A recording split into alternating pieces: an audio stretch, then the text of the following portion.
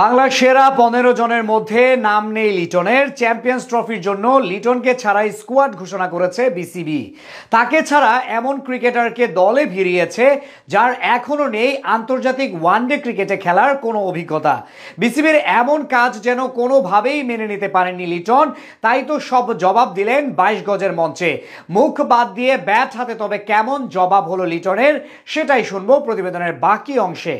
Champions ট্রফির স্কোয়াডে নাম না থাকার দিনে নিজের আসল রূপটা আবারও দেখালেন লিটন কুমার দাস। ব্যাট হাতে ২২ গজে কতটা ঝড় তুলতে পারেন এই ব্যাটার, সেটাই যেন এবার করে দেখালেন লিটন। ঢাকা ক্যাপিটালসের হয়ে খেললেন এক অতি মানবীয় ইনিংস। একটা ৪ ছক্কা যেন লিটনকে করা সব সমালোচনার উচিত জবাব। দল ঘোষণার শেষ দিনে এসে নিজেদের স্কোয়াড ঘোষণা করেছে বাংলাদেশ। স্কোয়াডে রয়েছে বেশ কিছু চমক। অবসর নেওয়ার কারণে এই আলোচনা থেকে আগেই সরে যান তামিম ইকবাল।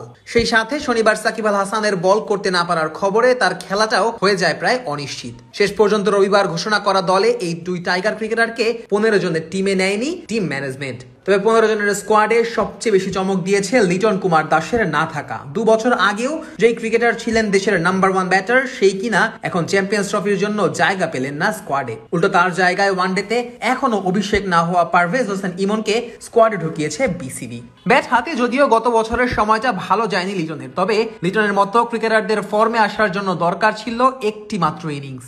আগের দিন সিলেটের বিপক্ষে এমনই এক ইনিংস খেলেছিলেন লিটন। করেছিলেন ৪৩ বলে ৭৩ রান, যেখানে ছিল ১০টি ৪ ও একটি বিশাল ছক্কার মার। এই এক ইনিংসই লিটনের আত্মবিশ্বাস চাঙ্গা করেছে। কি করতে পারেন সেটা সবাইকে বুঝিয়ে দিয়েছে। তবে দল ঘোষণার মাত্র ২ দিন আগে নিজের ফর্মে ফেরার বার্তা দেওয়া লিটনের প্রতি আস্থা ছিল না বিসিবির। তাই তো লিটনকে না নিয়ে চ্যাম্পিয়ন্স ট্রফির দল ঘোষণা করেছেন নির্বাচকরা। সেই লিটন আজ দেখিয়েছেন কতটা দারুণ ছন্দে চলে এসেছেন এই ব্যাটার। তানজিদ হাসান তামিমকে নিয়ে দুর্বার রাজশাহীর বিপক্ষে গড়লেন রেকর্ড পার্টনারশিপ। ৪ ছক্কায় রাজশাহীর বোলারদের ঘুম হারাম করে ছেড়েছেন এই ব্যাটার। অফ সাইড কিংবা অন সাইড সব দিকে লিটন যেন নিজের জাতটা চিনিয়েছেন। সিঙ্গেল নিয়ে যেমন উইকেটে টিকে থেকেছেন, ঠিক তেমনি প্রয়োজনের সময় হাঁকিয়েছেন সব বাউন্ডারি। নিখাত পরিকল্পনায় পুরো ইনিংস জুড়েই রাজ করেছেন লিটন। রাজশাহীর অধিনায়ক এনামুল হক বিজয়ের সাথেও রীতিমতো ছেলে খেলা করেছেন এই ব্যাটার। তাসকিন আহমেদ এবারের বিপিএল এ আছেন দুর্বার ছন্দে, আর তাকেই সম্মান জানিয়ে লিটন খেলেছেন দেখে শুনে।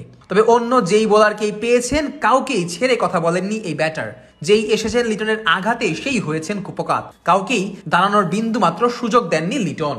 শেষ পর্যন্ত নিজের ক্যারিয়ারের প্রথম শতকটাও এদিন করেছেন লিটন। নিজের ইনিংস শেষ করেছেন ১২৫ রানে, তাও আবার অপরাজিত থেকে। মাত্র ৫৫ বলে ২২৭-এর বেশি স্ট্রাইক রেটে ব্যাট হাতে তাণ্ডব চালিয়েছেন এই ব্যাটার। গোটা ইনিংস জুড়ে ছিল ৯টি বিশাল ছক্কা ও ১০টি ৪-এর মার। রবিবার বিপিএল এ বাংলাদেশিদের মধ্যে দ্রুততম সেঞ্চুরিরও মালিক হয়েছেন লিটন। সেই সাথে তামিমকে সাথে নিয়ে গড়েছেন ২৪১ রানের জুটি, যা কিনা শুধু বিপিএল না, পুরো ফ্র্যাঞ্চাইজি ক্রিকেট ইতিহাসের সর্বোচ্চ ওপেনিং জুটি। আর তাদের এই রেকর্ড পার্টনারশিপে বিপিএল এর ইতিহাসে সর্বোচ্চ ২৫৪ রানও করেছে ঢাকা ক্যাপিটালস।